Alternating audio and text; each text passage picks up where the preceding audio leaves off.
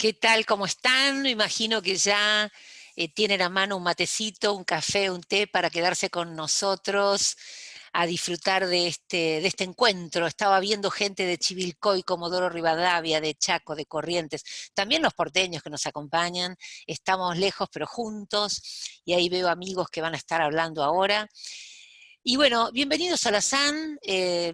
La idea es estar siempre con ustedes ofreciéndoles temas como este, que interesa muchísimo. Les cuento que somos casi 400 personas en esta tardecita de Buenos Aires, en la que está muy frío, pero que la virtualidad nos permite estar juntos, sin movernos. Y vamos a hablar de un tema interesante, polémico, controvertido, pero con mucha evidencia nueva. Y para eso lo primero que voy a hacer, si está disponible ella, supongo que sí, estoy buscándola, es la doctora Aquí Irina. estoy. Está, gracias Irina, estaba buscándote. Hola, La hola. coordinadora, yo buscando en la pantalla. En Les el quiero presentar Zoom. en el Zoom, les quiero presentar a la coordinadora de estas jornadas, de esta jornada, mejor dicho. Ella es médica pediatra, es especialista en nutrición, es profesora de la carrera de médico especialista en nutrición de la UCA, además es docente de la maestría en nutrición de La Plata. Es coordinadora e investigadora del Comité de Nutrición y Salud y Calidad de Vida de ILSI, y además, por suerte, es la directora de nuestra revista, de la SAN. Está haciendo una tarea fantástica en esta carga pública que le derivamos, pero sabemos que ella puede esto y por supuesto muchísimo más. Y es la doctora Irina Kowalski, así que sin más, las dejo para ser puntuales y bueno, adelante, que disfruten de la jornada. Muchas gracias, Mónica. Muchísimas gracias por la presentación. Bueno, voy a compartir pantalla, así puedo mostrar la presentación que tengo para ustedes, en la que voy a compartir la sesión científica de hoy. Lorena, ¿están viendo mi pantalla? Se ve Bien. Irina, pero falta en presentación ponerla. Eso. Sí. A ver, Perfecto. ¿no está en modo presentación? Sí, ahora sí. Perfecto. No, fue un poquito más lento.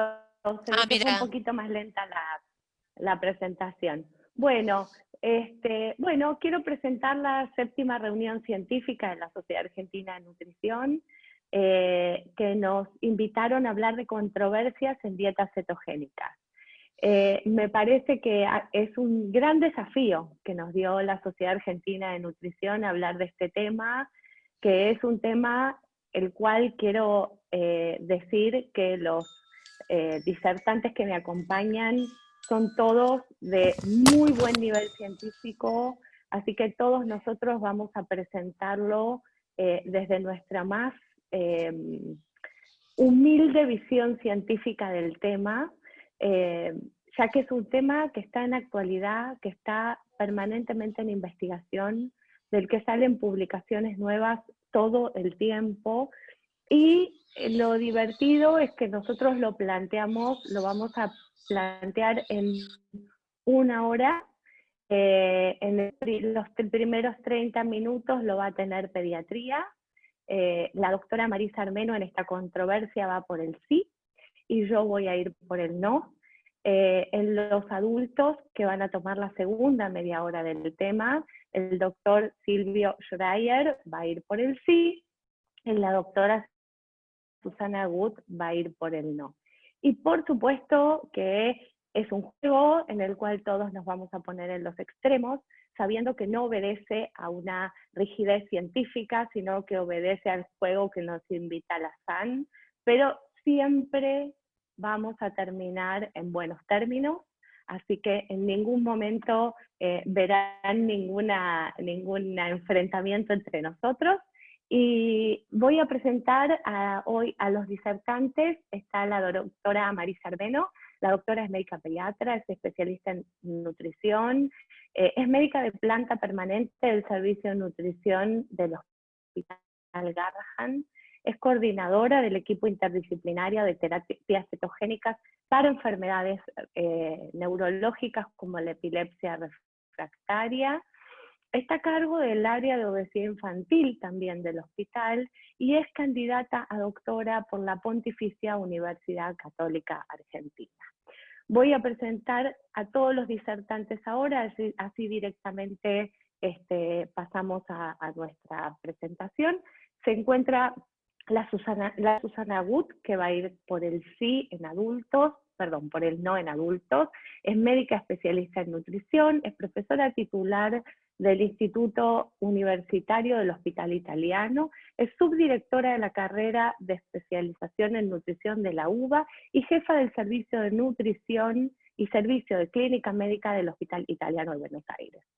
Y el doctor Silvio Schreier es médico especialista en nutrición y diabetes, docente de medicina interna de nutrición de la Universidad de Buenos Aires, director de la carrera de especialización en nutrición en el Hospital Italiano de Buenos Aires, sede UBA, vicerrector de la carrera de especialización en nutrición de la Fundación Barceló, experto en lípidos de la Asociación Argentina de Lípidos, y es diplomado en comunicación científica, médica y ambiental de la Universidad Pompeu Fabra de Barcelona. Como verán, un lujo de disertantes.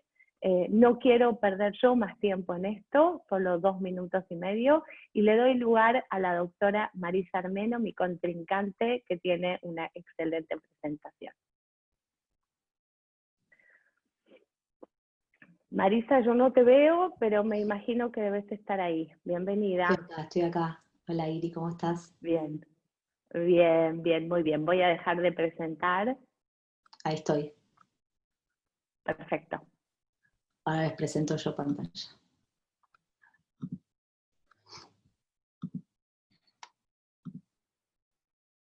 Ahí está.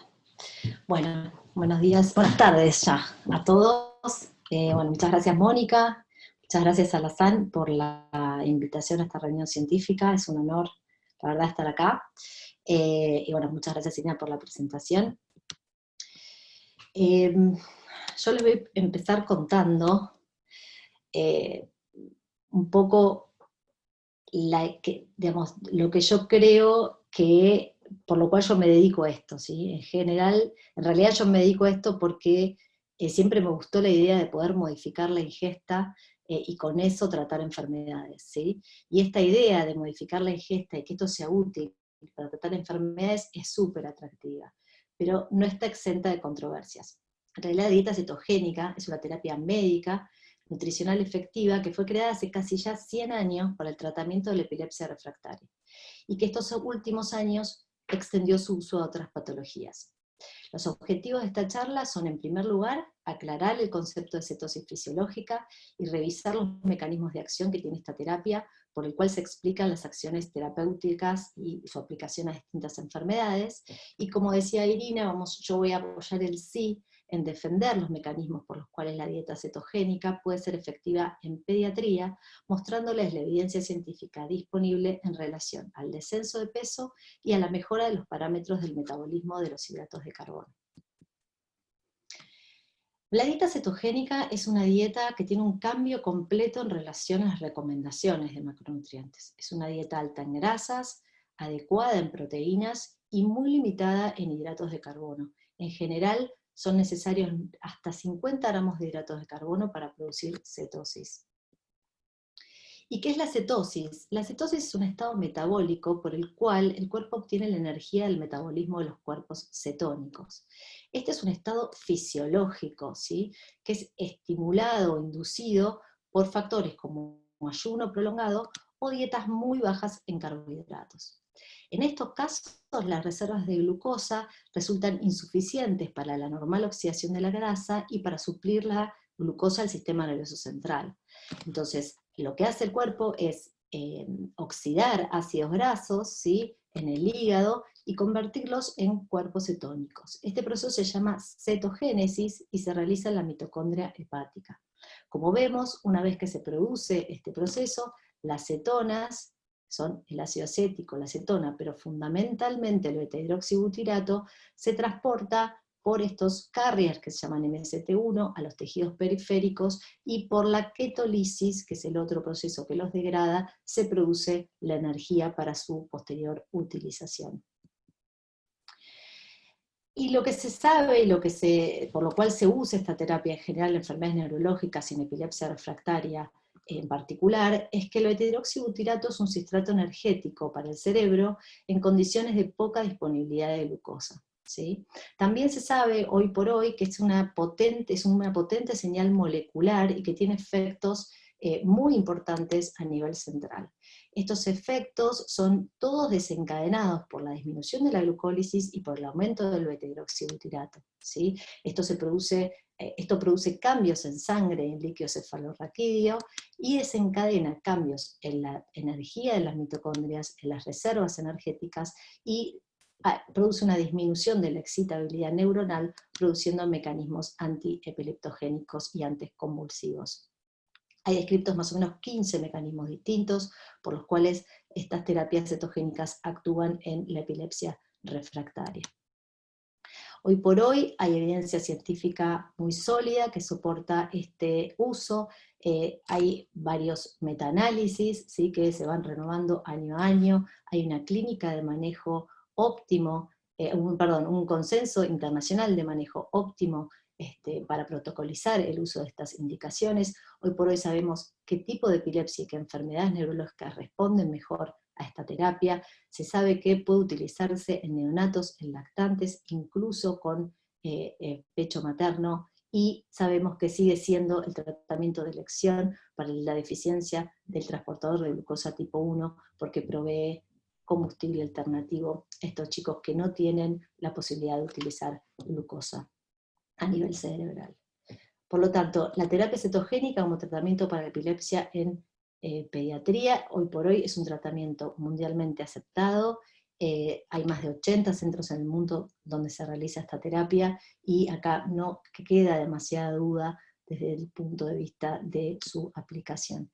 Es más, hoy por hoy hay muchos estudios que se basan en ver en qué otras aplicaciones podría tener esta terapia. Muy interesante son los estudios que se están haciendo en tumores de rápido crecimiento, y particularmente del sistema nervioso central. Ustedes saben que los tumores se alimentan este tipo de tumores tiene una glicólisis anaeróbica donde necesitan mucha glucosa para crecer y desarrollarse, y los tumores no pueden alimentarse con cetonas. Por lo tanto, estas terapias se empezaron a usar ya hace algunos años como tratamiento coadyuvante de los rayos y de las quimioterapias. Otras patologías muy interesantes son aquellas en las cuales se hipotetiza que fisiopatológicamente tiene una disfunción mitocondrial, como el autismo, como la migraña y como el Alzheimer, donde también se están probando estas terapias. Pero en los años 60 fue en los estudios de Cahill y colaboradores en Harvard University los que empezaron a estudiar el metabolismo de estas dietas muy bajas en hidratos de carbono en pacientes obesos, ¿sí?, donde vieron lo mismo, los que decíamos recién, que ante un periodo de ayuno prolongado, el sustrato que más aumenta es el beta-hidroxibutirato, ¿sí?, como sustrato energético, y que la glucosa disminuye al principio, pero que después se mantiene estable, ¿sí? ¿Por qué? Porque se produce gluconeogénesis a partir de los aminoácidos y por la lisis de triglicéridos, que pasa a producir glucosa. Entonces, el cambio metabólico de esta dieta, que nosotros llamamos cetosis nutricional, ustedes ven que la glucemia disminuye, pero se mantiene en niveles aceptables, ¿sí? No produce hipoglucemia este tratamiento. La insulina también, quizás disminuye en relación a una dieta normal, pero se mantiene estable. Los niveles de beta-hidroxibutirato, nosotros llamamos rango terapéutico a cuando se encuentran entre 2 y 7, y ven que no tienen nada que ver con los niveles que puede tener una cetoacidosis diabética en relación a la concentración de este sustrato en sangre. Y por supuesto, no se produce acidosis como en esta otra condición que es patológica. Estas dietas han cobrado como mucha relevancia porque uno de los mecanismos propuestos por los cuales estas dietas causarían descenso de peso, están en relación a los efectos de las mismas sobre el apetito y sobre el gasto energético. En relación sobre el hambre, se cree que hay una reducción del apetito por efecto directo de los cuerpos cetónicos. En general, cuando un paciente entra en cetosis, empieza a tener náuseas o rechazo alimentario, por lo tanto tiene un efecto directo la concentración de cuerpos cetónicos, y en general cuanto más cuerpos cetónicos logra el paciente, menos hambre tiene.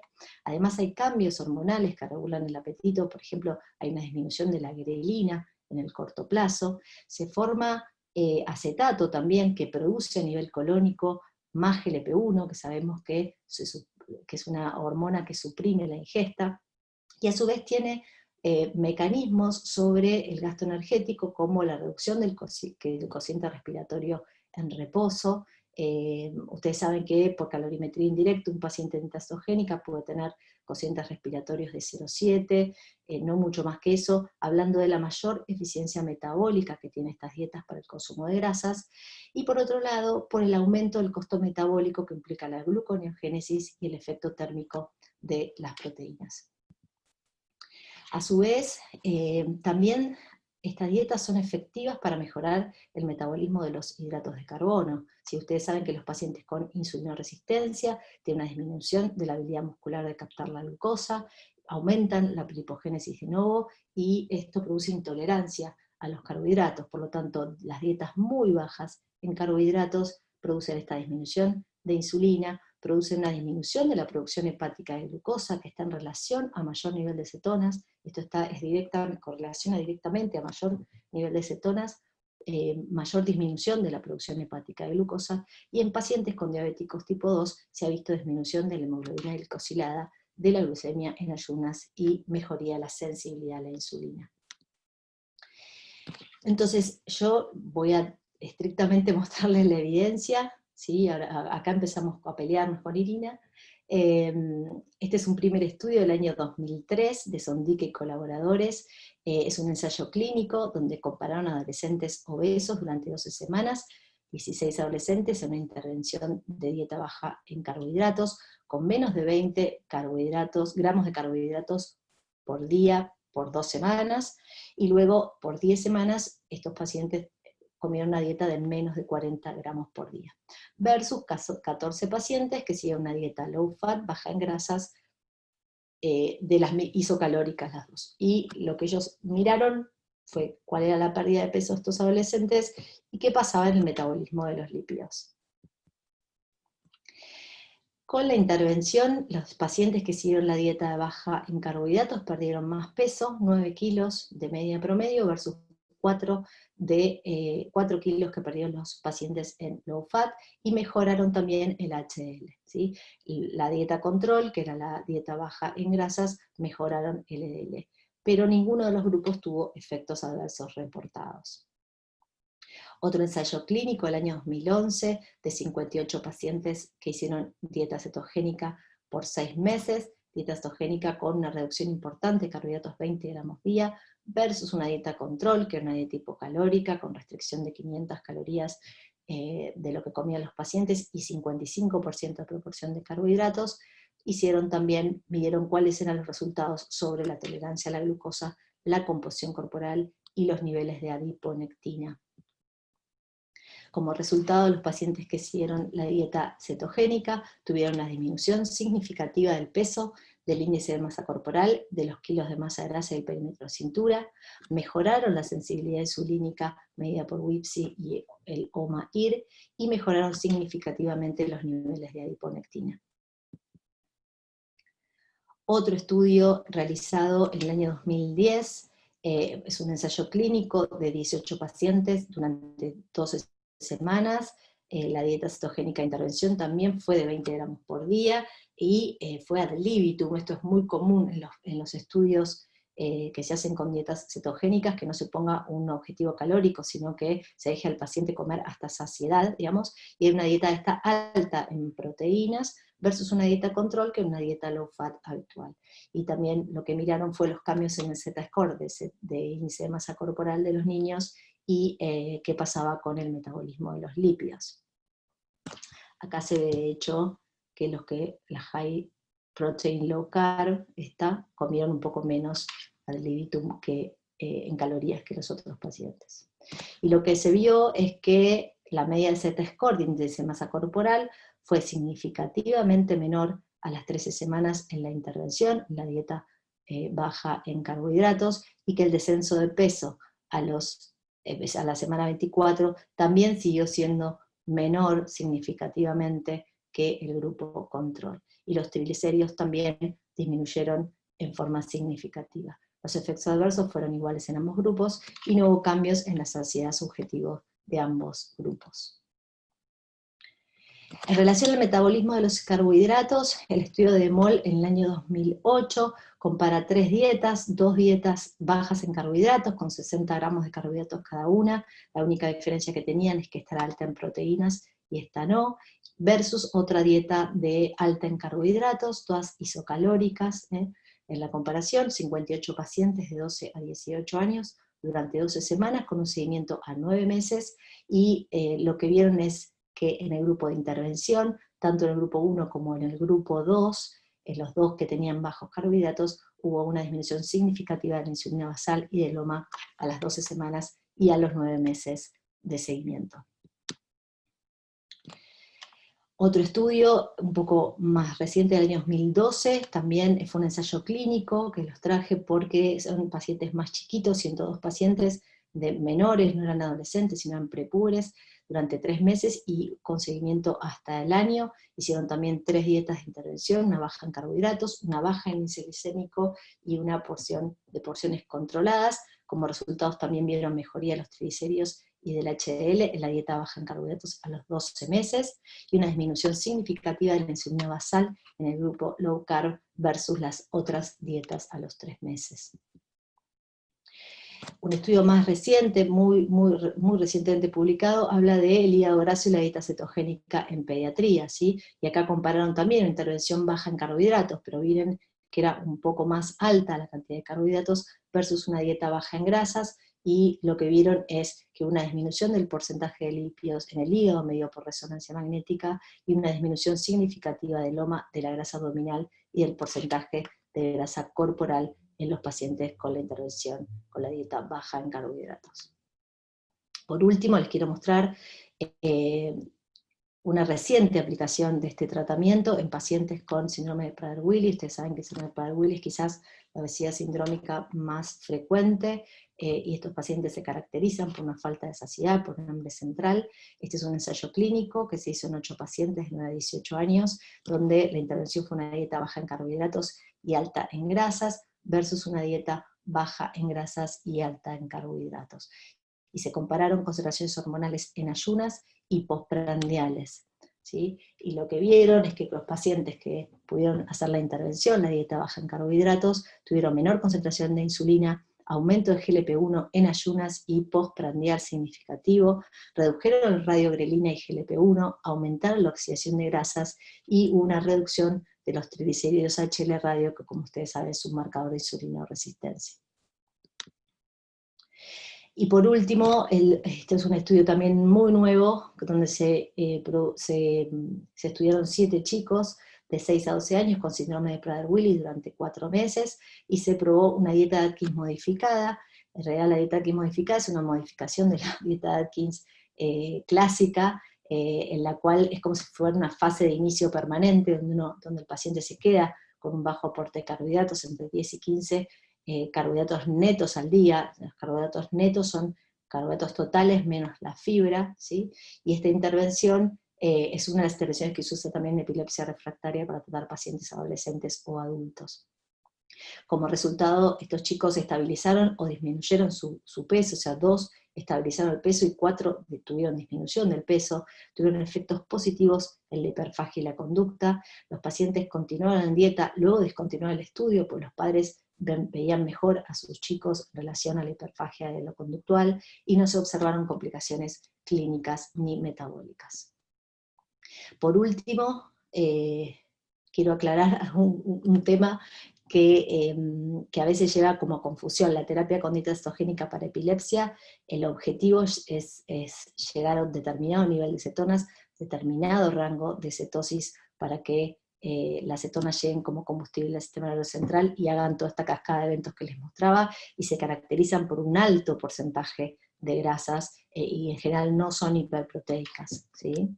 Las dietas bajas en carbohidratos y altas en grasas, como se usan para el descenso de peso, o muy bajas en carbohidratos, keto, como serían dietas con menos de 50 gramos de hidratos al día, se basan precisamente en eso, no en aumentar la cantidad de grasa, sino en la restricción de los carbohidratos, ¿sí? Y contar los carbohidratos totales o netos, porque lo que se trata acá no es de agregar grasa, sino que el paciente use su propia grasa como combustible para el descenso de peso. Cuando lean estudios, fíjense la diferencia con algunas dietas paleo, que son muy altas en proteínas y que a veces son también bajas en carbohidratos y podrían llegar a generar cetosis, pero no todas y la mayoría no son cetogénicas. Y también con las dietas de ahorro proteico, que son dietas de muy bajas calorías, que por su, digamos, y altas en proteínas, que por su propia constitución terminan teniendo muy bajos carbohidratos, y producen algunas cetosis, pero no tienen que ver con el concepto de dieta o terapia cetogénica per se.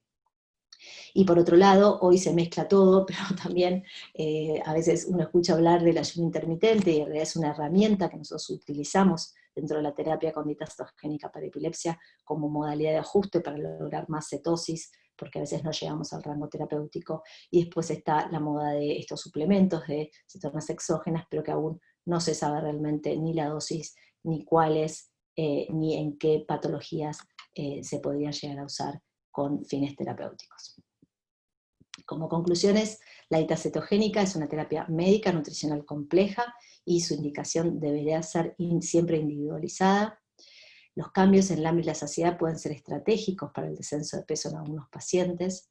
La evidencia sugiere que estas dietas pueden tener beneficios sobre las comorbilidades relacionadas con la obesidad, como la insulinoresistencia y el hígado graso, al menos en pediatría, y podrían tener un rol como opción de tratamiento dietario intensivo en obesidad pediátrica severa, quizás antes de elegir fármacos o cirugías.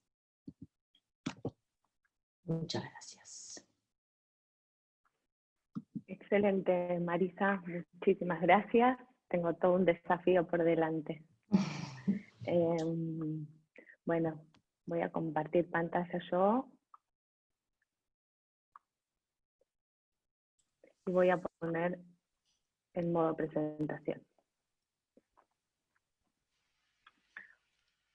Bueno, como dijo la doctora Armeno, también quiero destacar que la terapia cetogénica no es simplemente una dieta, sino que es un tratamiento complejo que implica generar una modificación metabólica en el organismo y que requiere, y es muy importante, el seguimiento clínico periódico con indicaciones muy precisas, especialmente en enfermedades neurológicas, pero también en cualquier otra enfermedad en la que decida aplicarse este modelo de terapia. Debe ser indicada y monitoreada por un equipo formado, y en esta presentación quiero aclarar que solo discutiré aspectos vinculados a la terapia como tratamiento de la obesidad o de la diabetes 2. No voy a hablar de las enfermedades neurológicas, ya que la doctora Armeno es una súper especialista y no tiene controversia el tema. Y la contraposición entre nosotras tiene solo el fin de jugar un poco con los extremos. Entonces, para poder responder al tema de dietas cetogénicas en pediatría, lo primero que me pregunté es si es segura en el tratamiento de la obesidad y la diabetes 2, si nos alcanza con la evidencia científica que tenemos, y si costo-efectividad en la adolescencia vale la pena la implementación ante otros abordajes existentes.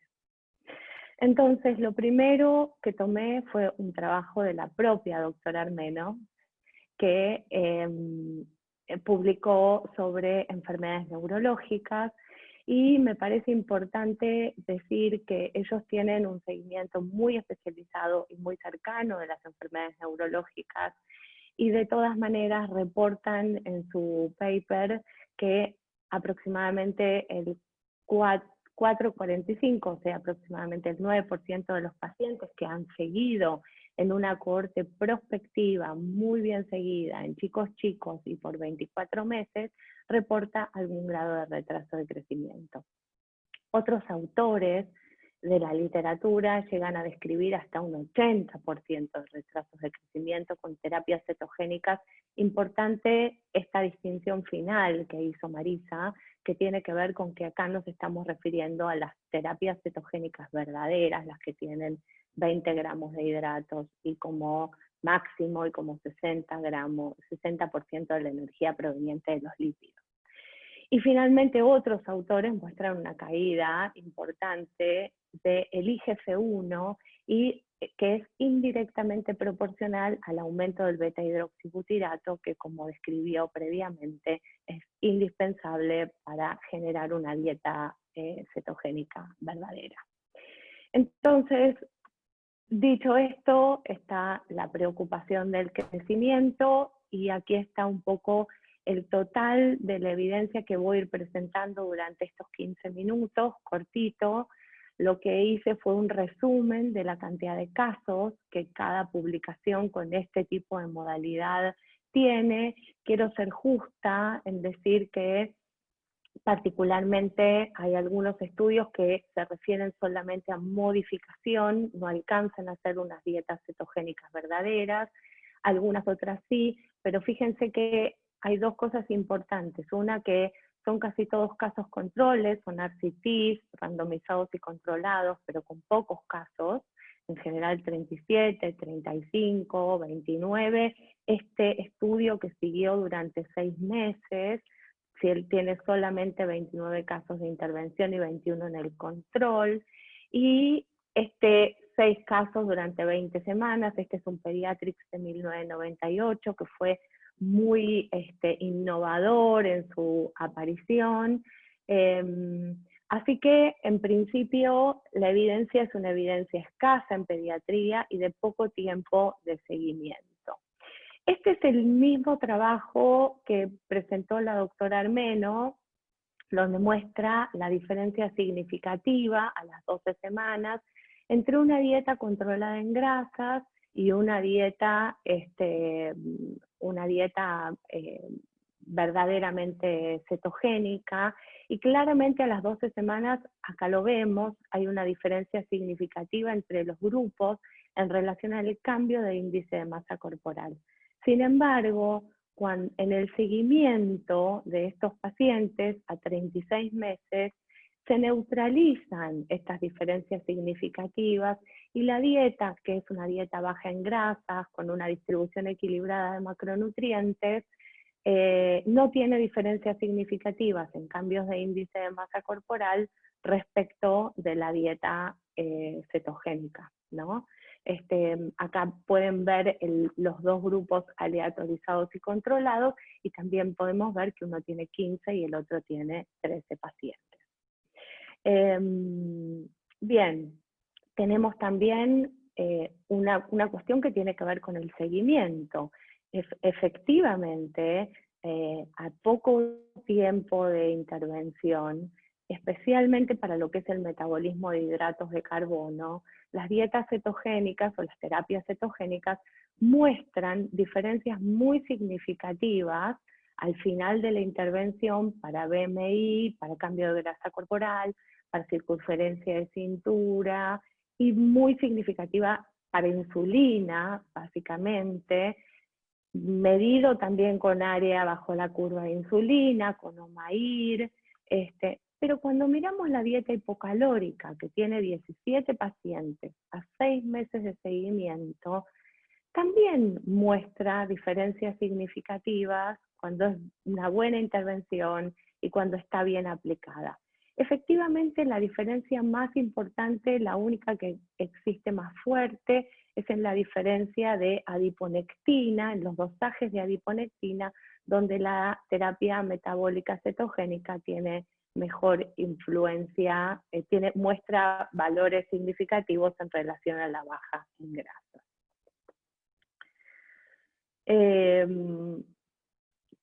Quiero acá puntualizar algo que es importante y muy importante, es lo difícil que es sostener estas terapias metabólicas en pacientes que pueden, por supuesto, ser adolescentes, tener importantes comorbilidades, no se randomizan, no se aleatorizan para estudios pacientes que no tengan indicación de probar una dieta metabólica como esta. Sin embargo, podemos ver el nivel de adherencia que tiene este nivel de dieta en comparación con otras dietas, como son una dieta controlada en porciones y una dieta controlada en índice glicémico a los 12 meses de su aplicación. Este es uno de los puntos más importantes que tienen las terapias cetogénicas, que son muy difíciles de sostener. Finalmente, quiero mostrarles si esta es el estudio, es un estudio controlado en calorías, como bien explicó la doctora Armeno, y para ser justos, las dietas en general, las terapias cetogénicas no suelen ser controladas en calorías, en este caso sí, con bastante cantidad de proteínas, con suplementos vitamínicos, con calcios, con vitaminas, pero fíjense qué interesante, cuando vemos pros y contras de la evolución de esto, vemos que sí hay un cambio en índice de masa corporal y sí hay un sostenimiento, un descenso de masa grasa con un aumento de masa magra en el tiempo de la intervención. Hay una mejora importante en la arquitectura del sueño. Este estudio mostró un gran descenso de peso con buena evolución de arquitectura del sueño. Sin embargo, hay una mayor excreción en la pérdida de calcio urinario y hay una importante pérdida mineral que después se neutraliza un poco a las 20 semanas, pero se observa una pérdida mineral ósea en este grupo, con lo cual hay alteración del metabolismo del calcio y vuelvo a repetir el efecto adverso del crecimiento, donde se ve una leve disminución de la IGF-1.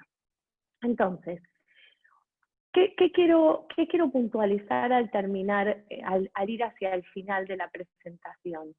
Que la terapia metabólica en comparación, en este caso es el paper de esta presentación, este manuscrito de PLOS ONE, es una modificación de los macronutrientes sin llegar a ser totalmente cetogénica. Sin embargo, vemos que hay diferencias significativas con el control cuando hacemos una dieta baja en grasa o cuando bajamos los hidratos de carbono. Fíjense que al bajar los hidratos de carbono, esta dieta muestra hasta 40% de la energía en hidratos de carbono, la low fat 45%, tenemos una conservación de la proteína en los 3 grupos, pero no hay diferencias a largo plazo sosteniendo una dieta versus otra dieta, ¿no? A corto plazo parece ser bastante importante y a largo plazo parece neutralizarse. Entonces, ¿qué pasa con otros modelos de tratamiento en pediatría?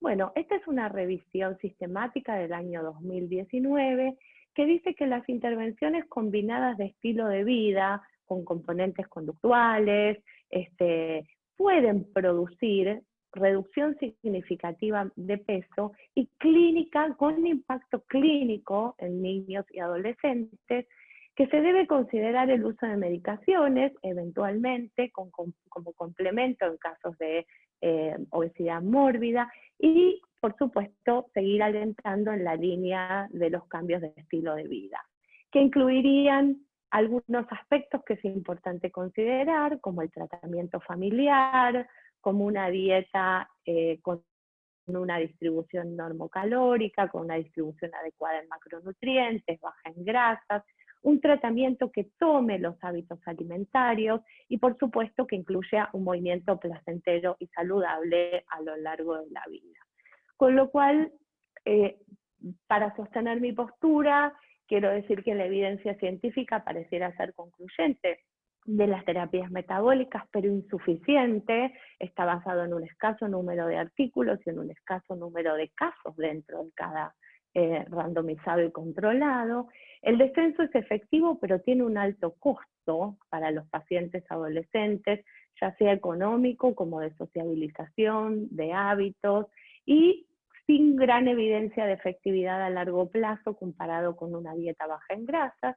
Parece conservar la masa magra, pero tenemos algunas reservas vinculadas al crecimiento.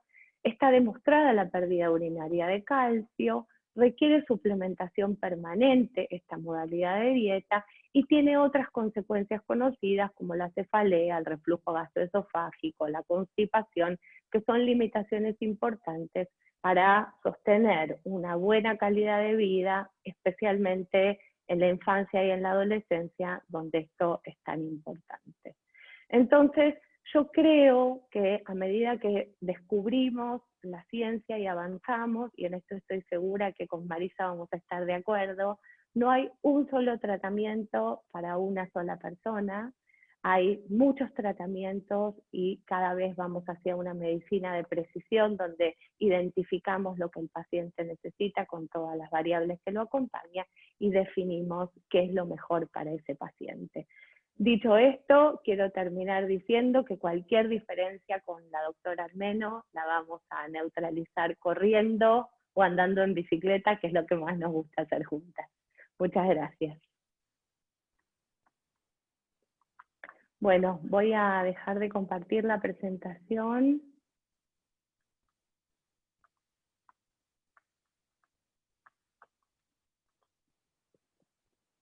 Perdón. Silvio, bienvenido y muchas gracias. Gracias por la invitación y vamos a ver si logramos ponerlo en modo presentación.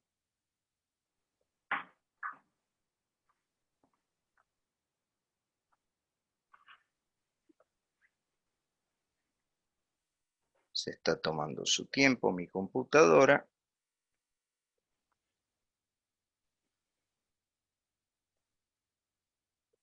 Bien, entonces ahora viene la segunda parte, que es adultos, que como ya anunció Irina, mi postura es por el sí y el de la doctora Gut, que cierra, es por el no.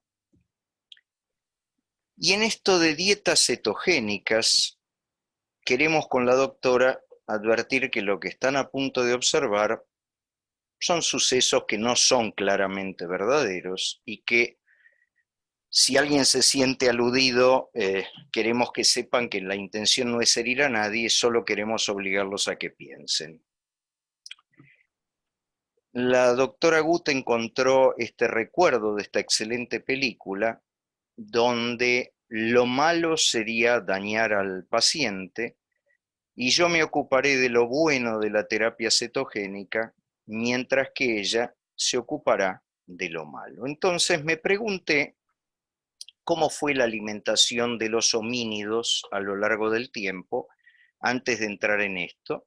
Y el primer homínido, 5 millones antes, desde hace 5 millones, eran muy pequeños, fíjense la figura comparado al Homo sapiens sapiens, y comían insectos, hierbas, frutas y oportunísticamente carroña, pero a su vez eran presas de múltiples cazadores. La realidad es que no necesitaban gran energía. Esta de la foto es Lucy, que cambió un poco el modelo de estudio del Australopithecus. Cuando avanzamos y llegamos al Homo sapiens sapiens, que es 40.000 años atrás, ya éramos los mayores cazadores del planeta, éramos esencialmente carnívoros, es decir, que pasamos de un homínido prácticamente herbívoro a un animal carnívoro y gran cazador y, por qué no decirlo, gran depredador. O sea que estamos aptos a priori para poder comer casi de todo. El Homo sapiens sapiens comía una vez por día. fundamentalmente porque no se disponían, si bien había atisbos de grandes medios de conservación, y como el hombre salía a cazar en grupo, en general disponía de alimentos diariamente. Entre los 40.000 años y 10.000 años recién, solo comimos carne que obteníamos de la caza. Como a su vez éramos vulnerables, las mujeres y los niños permanecían en las cuevas para tratar de permanecer en el tiempo. 10.000 años antes aparece la agricultura y recién ahí incluimos en la dieta leche, derivados y cereales. Quiere decir entonces que omnívoros, como decía mi señorita de 7º grado, aunque carnívoros en los años, durante 30.000 años exclusivamente, cazadores y depredadores, comiendo una sola vez por día. Respecto al metabolismo, en ayuno prolongado, las células capaces de utilizar ácidos grasos obtienen la energía indistintamente de ácidos grasos, de cuerpos cetónicos o de glucosa, pero ante situación de baja ingesta de carbohidratos, prefieren los ácidos grasos. Aquellas células como el sistema nervioso y las células neuronales en general, incapaces de usar ácidos grasos, habitualmente consumen glucosa y en menor cantidad de cuerpos cetónicos van cambiando para usar preferentemente cuerpos cetónicos. Eso está en pos de guardar glucosa para aquellas células incapaces en absoluto de no utilizar otro nutriente. Las células con pocas mitocondrias, llámese médula, testículos, leucocitos, o directamente sin ellas, como eritrocitos, córnea, cristalino, retina, son totalmente dependientes de glucosa y de esa manera se deben sostener. Cuando se limita al extremo los carbohidratos, se usan siempre glucosa para ellos, pero nos corremos para el resto a algo adipocéntrico en lugar de glucocéntrico, que en realidad se parece a lo que el ser humano primitivo hacía 40.000 años atrás. ¿Qué vamos a hablar de bueno de las dietas cetogénicas? Tomé 5 trabajos, uno de los cuales coincide con el que presentó Marisa. ¿Y por qué tomé 5 y no otros? En principio busqué ensayos randomizados controlados y mostraron la utilidad de lo que ellos llaman dietas bajas en carbohidratos cetogénica, ahí está la abreviatura del inglés, pero ad libitum, y en este caso, la dieta hipograsa como contraparte, en el caso de este estudio en adolescentes, también ad libitum. Y se evaluó pérdida de peso de 30 adolescentes en 3 meses. Claro, uno puede decir, 3 meses es poco, perfecto, busquemos otra. Este otro ensayo toma mujeres sanas, dietas de bajos hidratos de carbono, también cetogénicas, y ad libitum, versus dietas hipocalóricas e hipograsas, es decir, ad libitum versus hipocalórico, para pérdida de peso, y se evaluaron en estas 53 mujeres los factores de riesgo cardiovascular que no fueron alterados hacia el final del estudio y en las mediciones intermedias. Este estudio duró 6 meses. Este otro estudio muestra cómo una dieta baja en carbohidratos, cetogénica y ad libitum, contra una baja en grasas e hipocalórica, durante 6 meses de 132 pacientes con obesidad severa. De estos había un subgrupo con diabetes que mejoró notablemente la insulinosensibilidad y además una parte de ellos directamente abandonaron la farmacoterapia para su diabetes.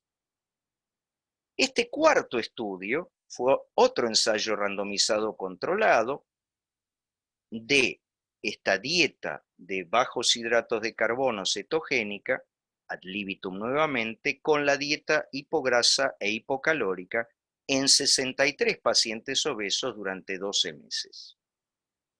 Finalmente, el quinto trabajo que tomé es este, donde aplican la misma dieta, también ad libitum, versus una baja en grasas e hipocalórica, en pacientes con obesidad e hiperlipémicos.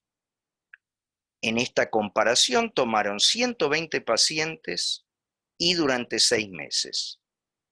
Para no demorar nuestra presentación, tomemos que el grupo de los 5 trabajos muestran pérdida de peso en todos los grupos, tanto los de dietas bajas en carbohidratos y cetogénicas, como las hipograsas, pero mayor pérdida, muchas veces casi el doble, en la primera, en la que estamos discutiendo. Uno dice, bueno, pero tiene que haber pérdida de masa magra, seguro, y grasa, por supuesto. No, la pérdida de masa grasa fue en ambos grupos real, pero fue mayor en la de la dieta cetogénica. Y finalmente, debemos perder mucha proteína, la masa magra se debe deteriorar.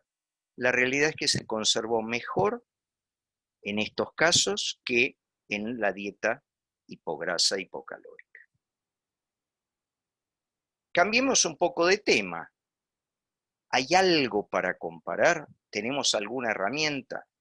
Muchos trabajos randomizados controlados del Homo sapiens sapiens de 40.000 años atrás, les pido disculpas, no encontré, pero si me voy a los inuits, que leyendo este tema descubrí que está mal visto decirle esquimales, los inuits son descendientes indígenas del Asia que después derivaron a regiones del Polo Norte.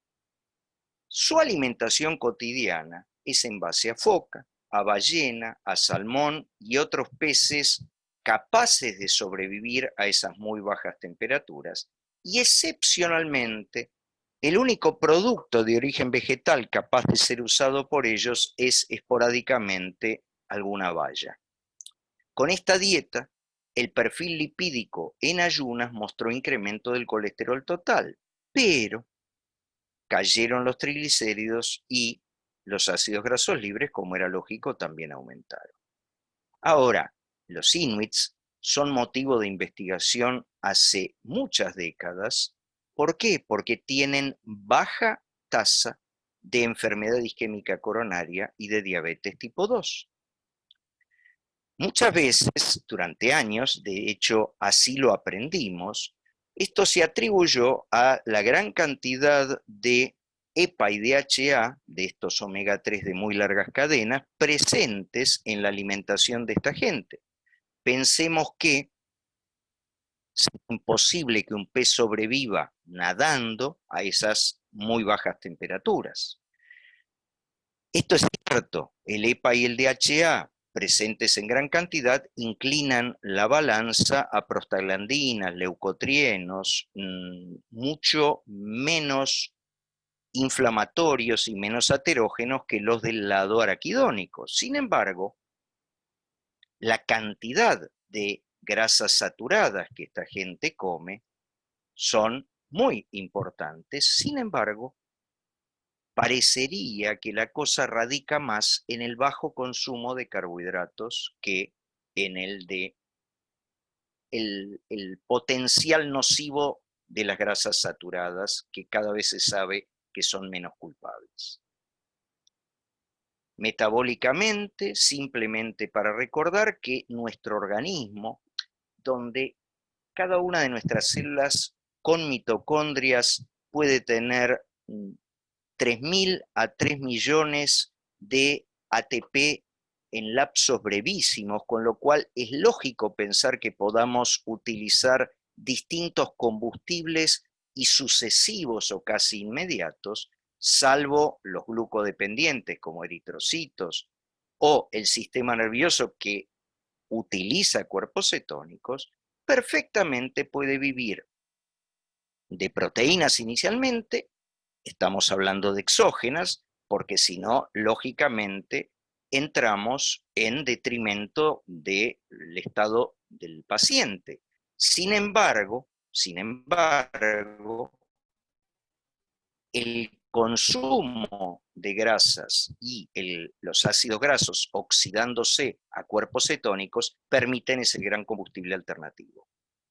Y acá tenemos entonces, desde el acetil-CoA y el acetoacetil-CoA, se forma el hidroximetilglutariil-CoA, que para un lado va a la síntesis de colesterol conocida, y recordemos que en mitocondria va a dar lugar al acetoacetato, a la acetona y al beta-hidroxibutirato, que es el que más nos interesa en este caso. Redondeando, ¿qué pasa en el metabolismo de carbohidratos? En la mayoría de los trabajos vistos, los que mostré y los otros que no hacen a los tiempos que tenemos, glucemia e insulinemia han mejorado sus niveles o por lo menos se mantuvieron. En cuanto a perfil lipídico, aumentaron los cuerpos cetónicos y los ácidos grasos libres, pero disminuyeron los triglicéridos. Estos triglicéridos son de VLDL, es decir, son los endógenos, con lo que hay menor insulinemia y menor lipemia postprandial. Aumenta hasta donde la genética lo permite el HDL colesterol y baja la relación colesterol total HDL, con lo que el espectro es antiaterogénico, aunque estemos consumiendo más grasas de lo habitual. Eventualmente el LDL puede estar igual o discretamente mayor, pero esa mayor cantidad viene absolutamente contrariada por el patrón A, la LDL grande y laxa, que es francamente menos aterógena. La LDL patrón B, que es la aterógena, se da con triglicéridos altos y con HDL baja.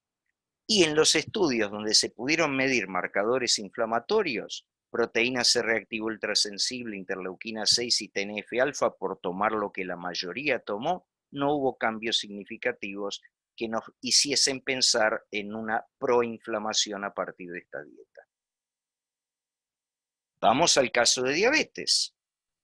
Este trabajo es recomendable no solo por lo que voy a mostrar, sino por lo minucioso de él. Muestra que una primera aproximación en el tratamiento de la diabetes es la restricción en carbohidratos. Acá se muestra cómo quienes tienen calorías disminuidas bajan su glucemia, pero la bajan mucho más los que tienen una dieta baja en carbohidratos y cetogénica. Si lo mido por hemoglobina glicosilada, la respuesta es la misma. Ahora, avancemos un poco dentro de la misma patología y vemos que en los estudios epidemiológicos NANES, tanto en hombres como en mujeres, la epidemia de obesidad y de diabetes tipo 2 viene de la mano del mayor consumo calórico de carbohidratos. Por supuesto que habría que desmenuzar muy bien, y sabemos que muchos de estos carbohidratos son carbohidratos simples o por lo menos de muy alta respuesta glucémica. ¿Se vio con estas dietas? ¿Sí? ¿Cómo venís? Unos minutitos nomás. Bien. No, sí. 3-4 minutos termino. El impacto en diabetes se vio en franca mejoría del daño macro y microvascular con estas dietas. El hígado graso no alcohólico se ve beneficiado francamente con estas dietas, como se ve en este número de Cell Metabolism de 2018. La adherencia fue mayor en estas dietas que en las dietas hipograsas. Resumiendo entonces, y no me voy a meter de este lado, que ya lo mostraron las pediatras más, metiéndonos de este otro lado, hay disminución de carbohidratos y aumento de ácidos grasos como sustrato oxidativo, alteración de la partición de combustibles, mejoría de la oxidación postprandial y de la situación de estrés e inflamación, mejoría del perfil lipídico, mejoría del perfil hormonal, con lo cual hay amplias muestras hasta en carácter de los beneficios de la dieta cetogénica.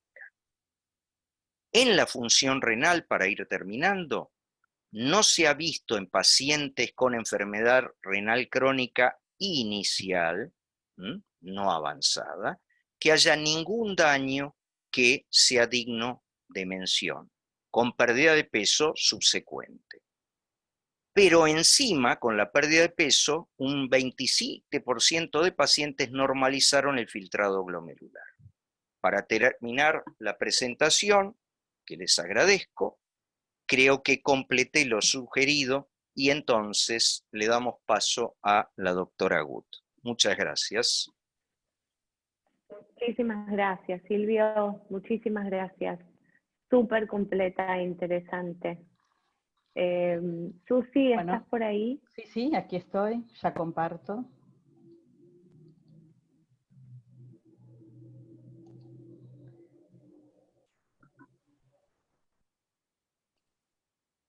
Bueno, buenas tardes, noches ya. Agradezco, por supuesto, también la invitación, obviamente a la Sociedad Argentina de Nutrición y a la doctora Kowalski, y al doctor Silvio Schreier, que me permitió hacer esta compulsa, me invitó a hacer esta compulsa, y me dejó en un mal lugar, porque no crean que fue fácil encontrar lo malo, o por lo menos lo que no me gustara de esto. Entonces, para lo malo, lo que sí me parece que tenemos que tener en cuenta es que este postulado que tenemos los médicos, las nutricionistas, todos los que trabajamos en salud, de primero no dañar. Tenemos que saber muy bien a quién indicar estas dietas para evitar que esto le produzca un daño. Ya demasiado hablaron de descenso de peso y lo bueno y el impacto que tiene. Voy a encontrar, empecé a buscar y a encontrar qué no me sirve, qué es lo que no tendría de bueno para poder hacer la manito para abajo. A mí me tocaba la manito roja para abajo. Y una de las cosas que vimos, que esta terapia cetogénica o dieta cetogénica, si es para bajar de peso, si bien promueve el descenso de peso, lo hace en mayor proporción sobre masa magra, principalmente porque inicialmente, cuando no dura demasiado tiempo, lo que se pierde principalmente, como en cualquier situación de cetosis, es agua.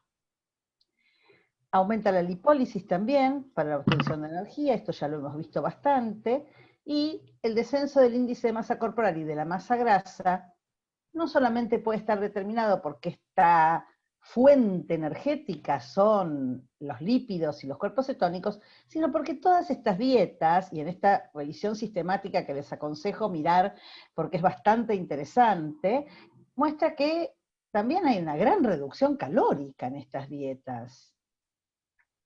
Fíjense, cuando uno va a mirar todo el metaanálisis, el N de pacientes en la mayoría de los estudios es bajo. 20, 17, 32, algunos tienen más de 200, más de 300. Y si estamos hablando de peso y estamos hablando de obesidad, necesitamos un N muy importante, la prevalencia es muy importante y la fisiopatología de la obesidad o los tipos de pacientes obesos son muy variados, con lo cual puede que si tenemos un N muy pequeño no podamos encontrar si es beneficioso o no. La cantidad de tiempo que duran las dietas en estos estudios presentados, y a veces son 3 semanas, 4 meses, pocos tiempos.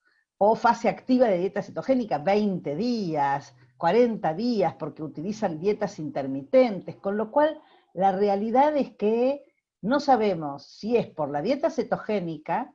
No todas tienen población control con otro tipo de dieta, algunas sí, contra dieta mediterránea o contra dieta hipocalórica, otras no tienen población control para comparar, pero lo que tienen todas es muy bajo valor calórico. Acá hay una de más alto, pero fíjense, la mayoría Y si sigo mostrando, pasa acá lo mismo. Pocas semanas, pocos días de intervención y pocas calorías, todas en el rango de 400, 600, 900. Entonces uno podría decir que en los 17 estudios que evaluaron en este metaanálisis, en esta revisión, se evaluaron de mediano plazo, contaron eso los 3 meses, y de largo plazo los 2 años. Algunos fueron asociados con periodos de dietas mediterráneas o dietas armónicas, y encontraron que tenían pérdida significativa, que reducía la grasa corporal y que bajaba el índice de masa corporal. En otros, debido a esto que les marqué, que no hay población control para contrarrestar o para contrastar, y que 4 estudios utilizaron un grupo control, pero que todos los grupos controles consumían muchísimas más calorías que los que estaban sometidos a dieta cetogénica. Y lo que vemos cuando tenemos que sacar una conclusión, que los grupos son heterogéneos, eso nos impide comparar o relacionar, que tienen diferencias en los parámetros iniciales. En todos bajó, obviamente, pero el peso, el índice de masa corporal, la grasa corporal y la masa corporal en la población que iba a ser sometida a dietas cetogénicas, en todos los casos siempre eran mucho más altas que los que en relación del grupo control, o sea, eran más obesos, más masa grasa, más, entonces, bueno, claro, después bajan mucho. Y que los controles de peso con dieta cetogénica siempre eran con muy bajo valor calórico. Y los efectos de la restricción calórica sobre la pérdida de peso es algo que nosotros ya conocemos, y que también el tejido adiposo disminuye, con lo cual están bajando porque la dieta tiene tan baja carga hidrocarbonada y obliga a un metabolismo, como nos explicó la doctora Kowalski, el doctor Schreier, o porque tienen bajo valor calórico. Otro parámetro importante que no fue considerado en los estudios, que no hay referencias, pese a que en algunos estudios hay alguna notificación, es los efectos adversos de esta dieta. Solo 8 estudios de 17 hicieron referencia a el efecto adverso notificado por los pacientes. Astenia, cefalea, náuseas, vómitos, constipación. Todo esto hace muy difícil sostener una dieta de este tipo por un periodo más o menos significativo de 4 meses, 6 meses, pensando en una enfermedad crónica. Entonces, la terapia cetogénica y el descenso de peso. ¿Que el impacto sobre el peso lo tenemos? Sí, pero Ludwig ya dijo, aumenta el hambre y disminuye la tasa metabólica en un intento de restaurar la masa grasa y aumentar la reserva energética. Esto es lo que hace el cuerpo cuando pierde peso. Entonces me pregunté, bueno, ¿y por qué nos cuesta tanto bajar de peso y mantenerlo? Bueno, sabemos que la regulación del apetito y la saciedad son mecanismos que regulan el peso corporal, tienen señales periféricas de distintos órganos a través de sustancias, hormonas, que van a jugar sobre, a nivel cerebral, el hipotálamo y la corteza, el hambre y la saciedad.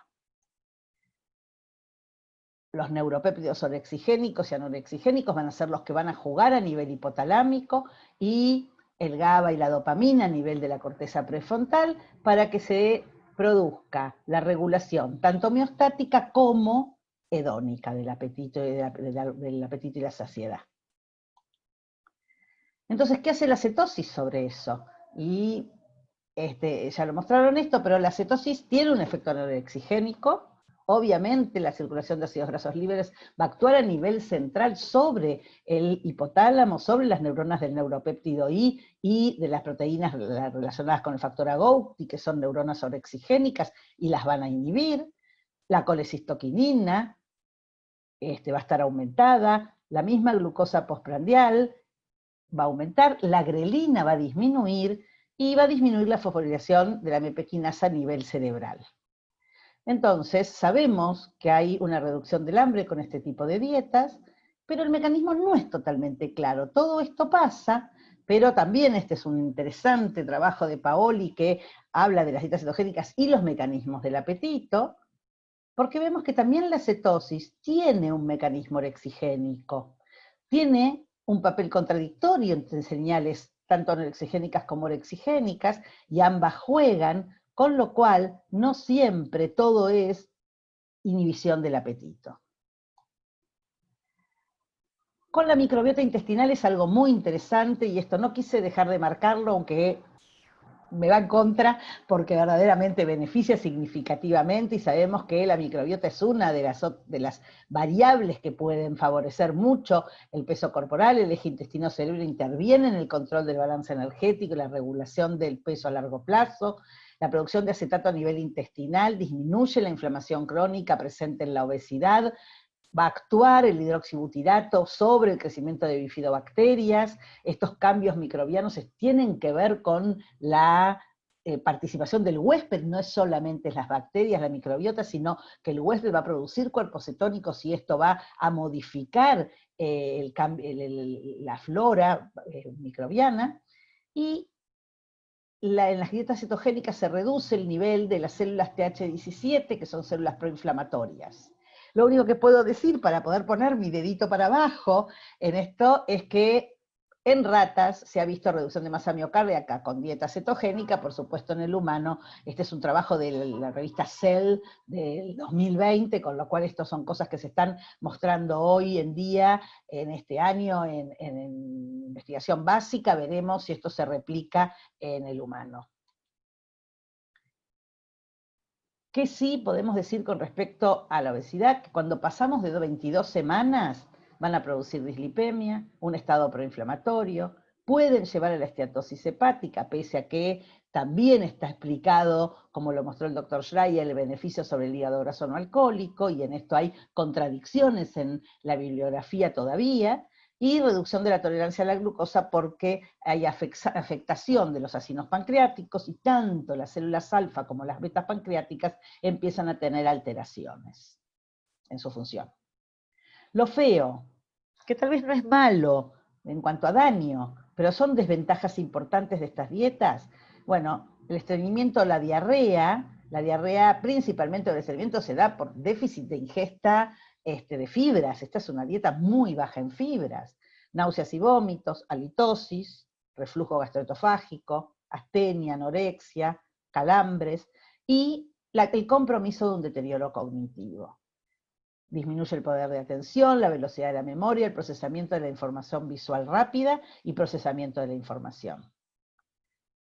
Tremendamente difícil para los pacientes sostener esta dieta en el tiempo, en el largo plazo, y requiere mucha preparación y conocimiento por parte de los pacientes de alimentos, porque a veces la gente confunde alimentos que no cree que sean hidratos de carbono, porque parece que el hidrato de carbono únicamente es el azúcar o la golosina, y consumen legumbres, que dicen, no, pero eso es proteína. Bueno, pero sabemos que tiene una alta carga de hidrato de carbono, y rápidamente aumentan esos 25, esos 50, 70 gramos de hidrato de carbono que deberían consumir. Y el déficit de vitaminas y minerales. Estas dietas deben ser suplementadas con vitaminas y minerales porque producen déficit de electrolitos y otros micronutrientes, principalmente el calcio, que va a haber hipercalciuria, y ya vamos a ver el efecto sobre el riñón que tiene esto. Las vitaminas del grupo B, zinc, selenio, magnesio, fósforo y carnitina, y puede producir por déficit de selenio una prolongación del QT con arritmias. No debe ser indicada en pacientes con enfermedad cardiovascular activa, hepatopatías o enfermedad renal. Tal vez no una insuficiencia renal inicial o una hiperfiltración, pero si hay una caída del clearance no debe ser indicada. El impacto sobre el metabolismo del hidrato de carbono obliga al organismo a buscar otra fuente energética que no sea la glucosa, como ya lo vimos bastante. Puede producir hipoglucemias y pueden ser sintomáticas, que es de serlo requieren tratamiento, y bueno, si compromete la conciencia, podrá requerir un tratamiento, un abordaje intravenoso, y si no, bueno, con suplementar. Lo malo, diría, de la terapia cetogénica, bueno, el impacto en el metabolismo lipídico, el impacto en la función renal y la dificultad de la adherencia, que me parece lo más malo de esta dieta. En el metabolismo lipídico, si bien ya el doctor Schreier nos explicó bastante, ahí vemos aumento de las lipoproteínas con ApoB, disminuye el HDL. Hay resultados contradictorios en cuanto al daño vascular, medido a través de la rigidez de la pared arterial y la destensibilidad, pero acá podríamos intervenir. Acá es cuando sí el paciente haciendo una dieta cetogénica hace una ingesta muy grande de grasas saturadas, seleccionando el tipo de grasas, disminuyendo saturadas y aumentar ácidos grasos omega 3 para que la relación omega 3 omega 6 plasmática sea saludable, va a disminuir el riesgo cardiovascular. Así que esta manito roja es poquito roja. Sí en la función renal, no tal vez en la función, pero sí a nivel de la litiasis renal, que está favorecida por la acidosis, por la hipercalciuria, por la disminución de la solubilidad del ácido úrico, aún sin hiperuricemia, y en el descenso de peso sabemos que tenemos el ácido úrico comprometido, y los obesos tienen habitualmente hiperuricemia, y fácilmente el paciente sufre deshidratación, por lo cual hay que entrenar muy bien al paciente para que haga una importante ingesta de agua.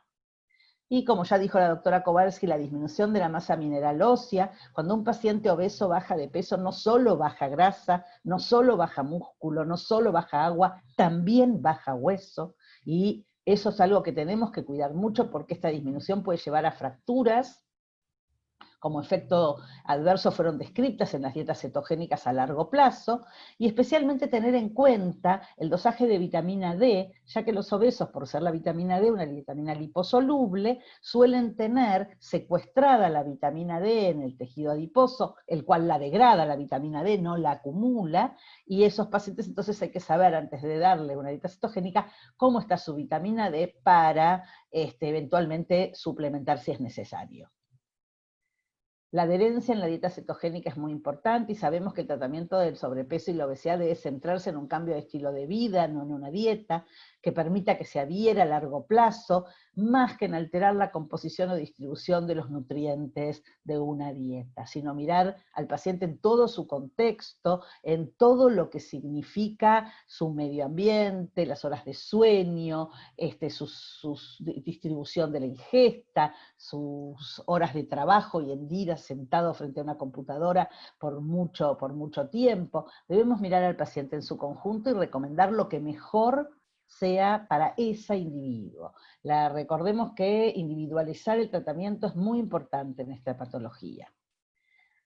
Muchas gracias.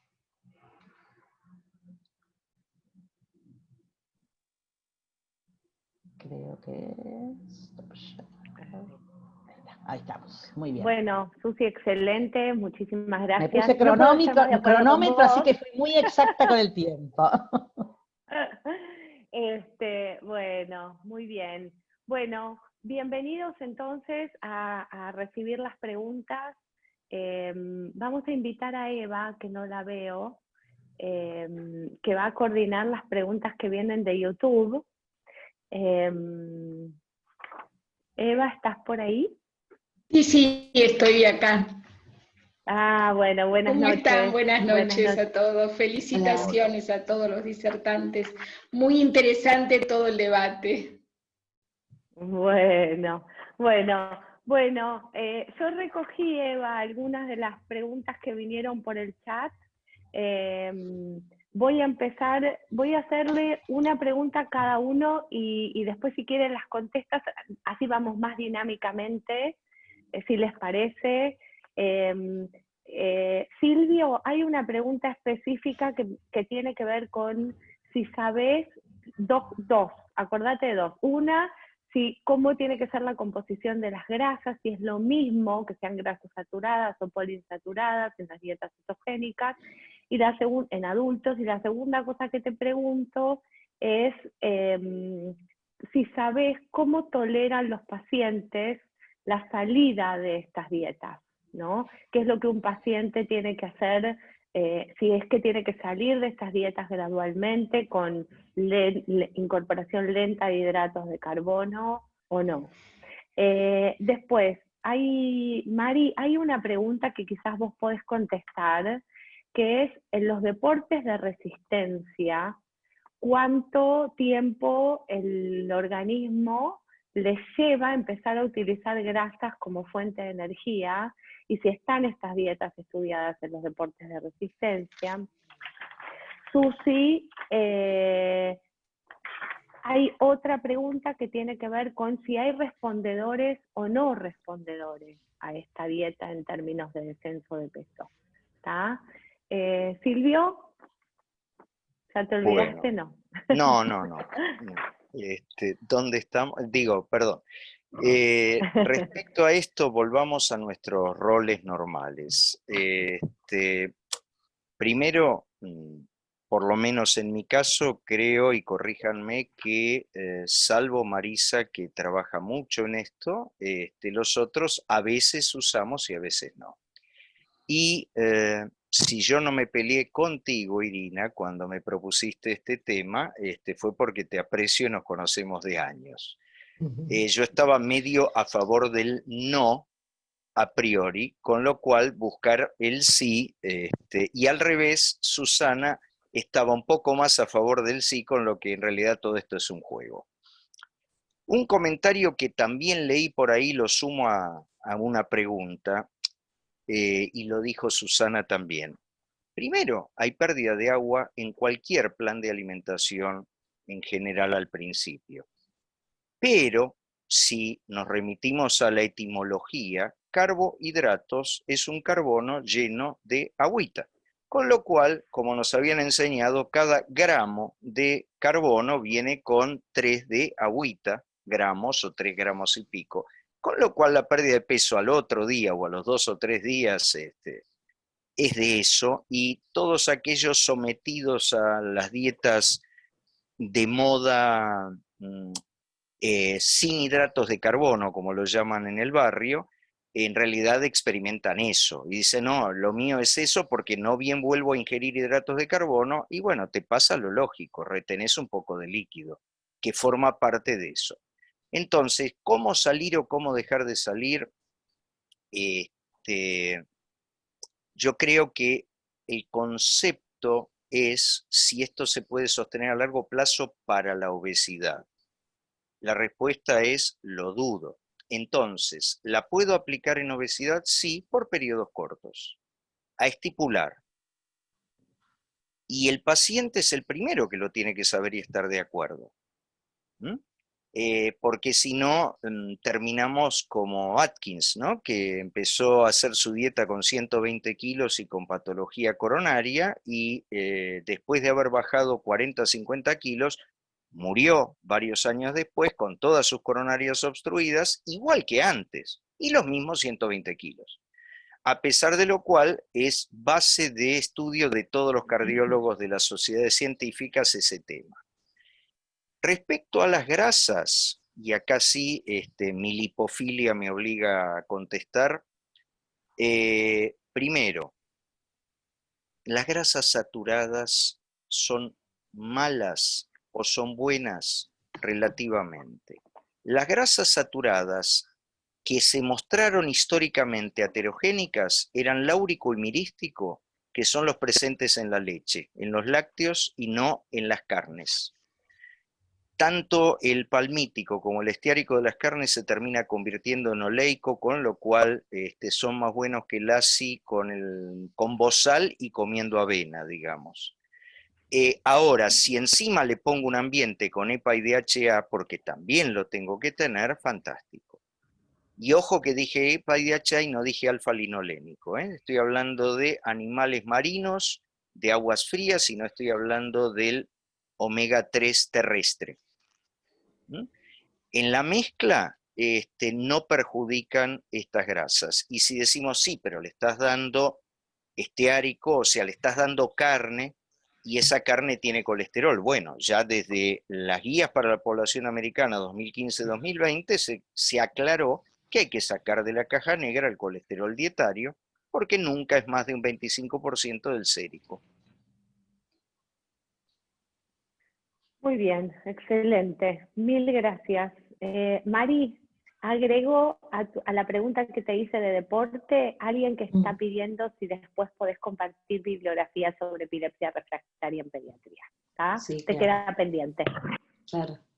Sí, en relación a la pregunta del deporte, la gente que está aplicando esta terapia en deportistas en general lo empezaron a aplicar en deportes de endurance o digamos, las carreras de 100 millas o de larga resistencia, y ellos sugieren una adaptación, una ketoadaptación de entre 2 y 4 semanas, como para, digamos, tener los niveles de cetonas estables, como para hacer algún tipo de desafío, digamos, desde el punto de vista deportivo, que era un poco la pregunta, ¿no? ¿Cuánto tiempo tenían que adaptarse, adaptarse estos pacientes para poder utilizar la dieta? Está bastante, tiene bastante lógica, porque en realidad estos pacientes que hacen carreras de tan larga distancia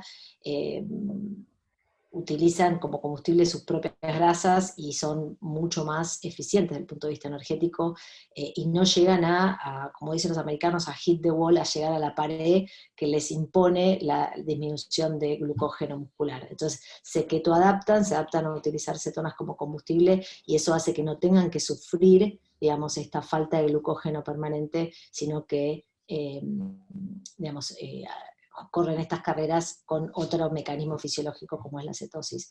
Así que sí, está descrito entre 2 semanas y 1 mes. Y si la bibliografía que necesiten, pueden escribirlo al mail o a la SANI, obviamente la vamos a mandar. Excelente, muchas gracias. Susana. Bueno, recordame.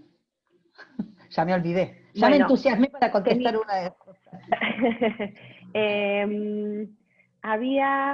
Si hay respondedores y no respondedores a estos modelos terapéuticos. En realidad no hay descrito en la literatura ese concepto como respondedor, como sí lo hay en otras estrategias. Ustedes saben que las estrategias farmacológicas están muy identificados los pacientes como respondedores y no respondedores. Sin embargo, en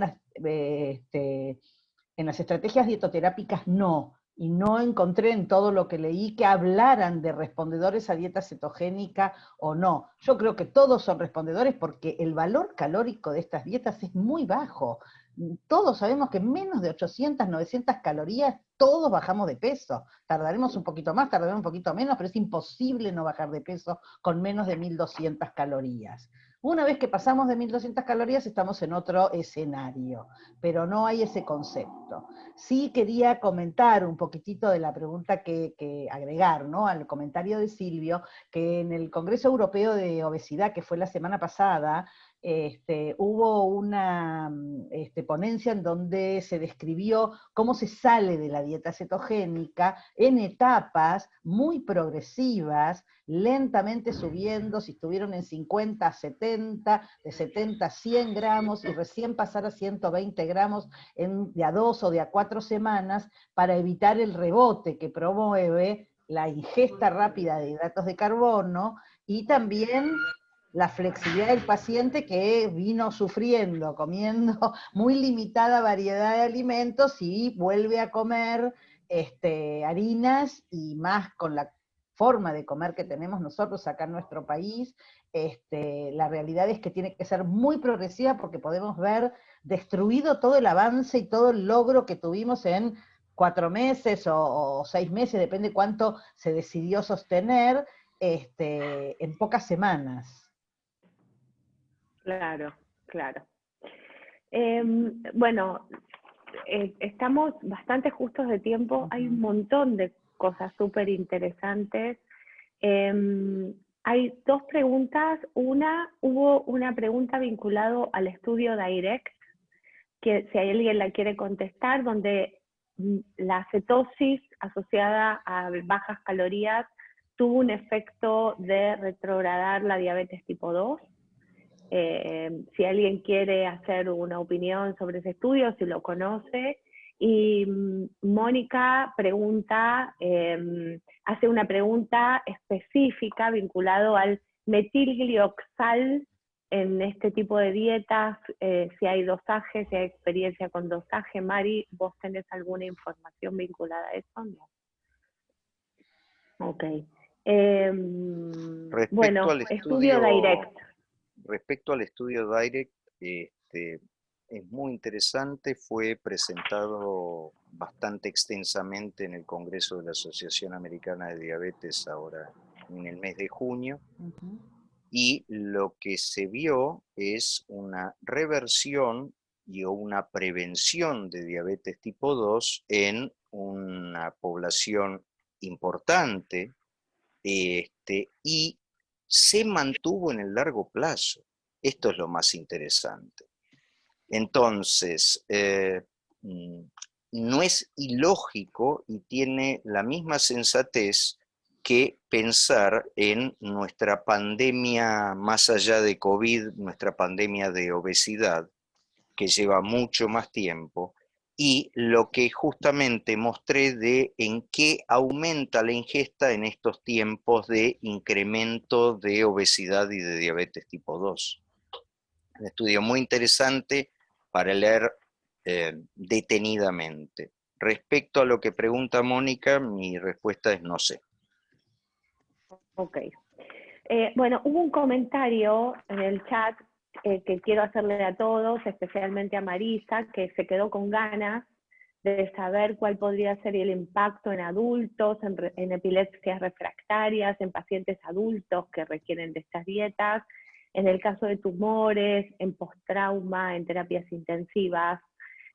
Creo que el tema da para muchísimo más, que las terapias cetogénicas se están implementando, inclusive se están testeando a nivel científico en un montón de condiciones que exceden a la diabetes tipo 2 y a la obesidad. Y me parece que en algún punto todos nos quedamos con un poco de ganas. Hay una pregunta para mí, así con nombre y apellido casi, que dice: Irina, ¿lo indicarías en niños? El otro día escuché a alguien que dijo: muy buena su pregunta, pero conozco la respuesta.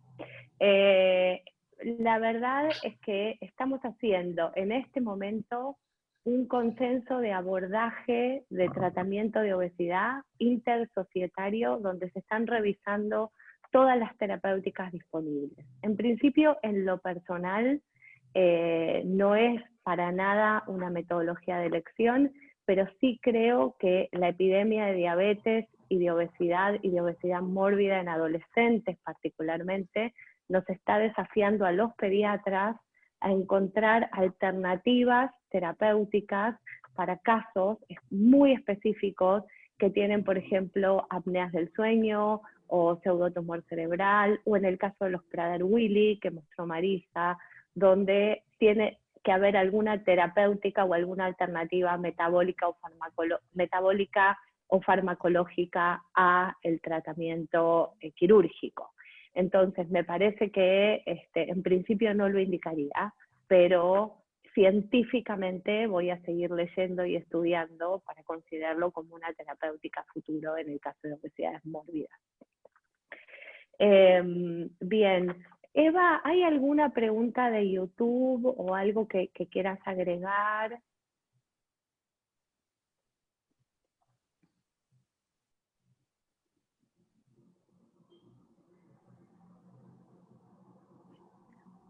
Bueno, creo que son las 9:02. Sí. Les agradezco infinitamente a los tres que hayan tomado este desafío.